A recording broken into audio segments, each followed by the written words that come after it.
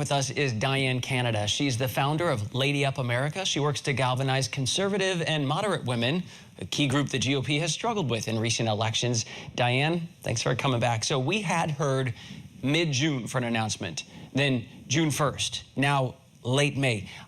I don't know if DeSantis is getting antsy. Why does this keep moving?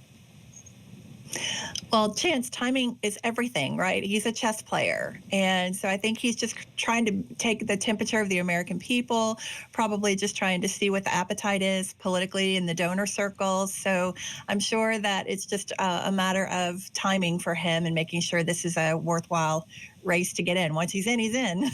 So, yeah, you know, there's no going back. And that's a pretty tough opponent. You've run for office, so you know donors are very, very important. So let's talk about some of the other factors here. DeSantis has found incredible success in Florida, except, of course, with Disney. Last time you and I talked, we were asking, is Disney going to be the undoing? We don't know. But I've heard a lot of critics cast him as a paint-by-the-numbers conservative, basically. Whatever's trending on Twitter, that's my #1 agenda item. Whatever's coming down the pike, that's my #2 agenda item. Does he have a true north? You know what I wonder about that, Chance? I wonder if it's the chicken or the egg story, right? Is it that he is reacting to Twitter, or is he dialed in to that public square? So it's just, what do you think? I think that's a toss-up. Yeah, I just wonder. What do you think?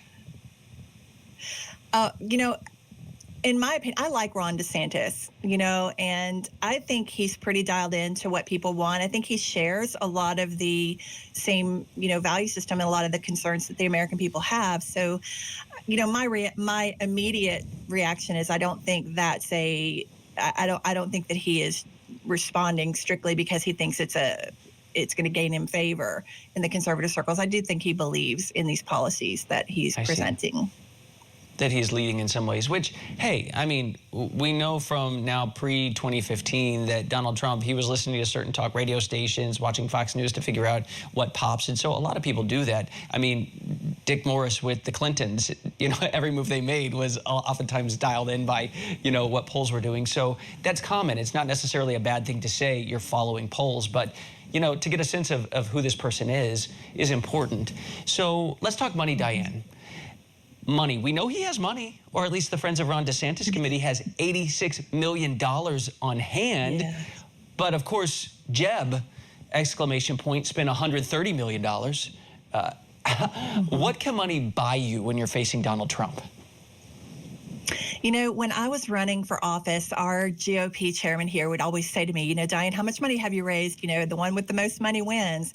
But I don't know that that's so true. You know, and certainly in my race, my incumbent opponent outspent me 10-1. Because COVID hit, I was a nobody, you know, and so we came in at 46%. We almost beat him.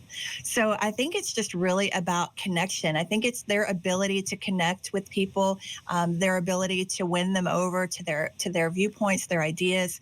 If he can get resourceful, which Ron DeSantis has a history of doing. He can get very creative and resourceful. He's already got so many fans just from how he handled, you know, the lockdowns, the pandemic, and the conservative base. I just don't know if it's going to be enough. You know, he's underpolling Trump considerably right now. Once he throws his hat in, will that change? Will the donors come alongside of him? We just don't know.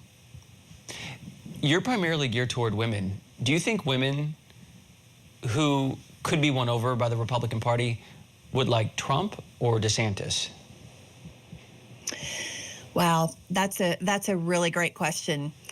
I would say that the ones who are yet to be won over by the Republican Party would probably lean more toward DeSantis, only because they're going to think he's more measured, he's a nicer guy, brings more decorum to the White House, that kind of thing. The conservative base, the MAGA voters, I think the way they look at it is, it's kind of like when you go into a courtroom, you know, you've got a very, very nasty opponent, with DC being the opponent in this case.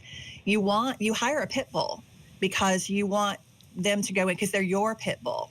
And I think that's how the conservative voters who are already in that Trump base, that's how they feel about him. They feel like he's their pit bull kind of going up against the DC establishment for them.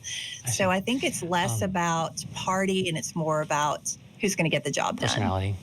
Okay, we have 30 seconds here, Diane. What about other candidates or likelies? The Nikki Haley's, Tim Scott, Mike Pence, Vivek Ramaswamy. Any shot for any of them? You know, the only one I think has a shot is Tim Scott. I think, and I think he'd make a great vice president for sure. I'd love to see him come in after this next cycle and you know, bid for it again. But I don't think Nikki or Pence have a shot. I don't think they have the ability to connect with people at the heart level. I think that's what's going to be needed in this race. And yeah, I would say no. That's so fascinating to hear that Mike Pence has lost that in with the American conservative. Founder of Lady Up America. I know you're going to be active in the race. You're out there doing groundwork all the time. Diane Canada, thanks. Thanks for having me, Chance.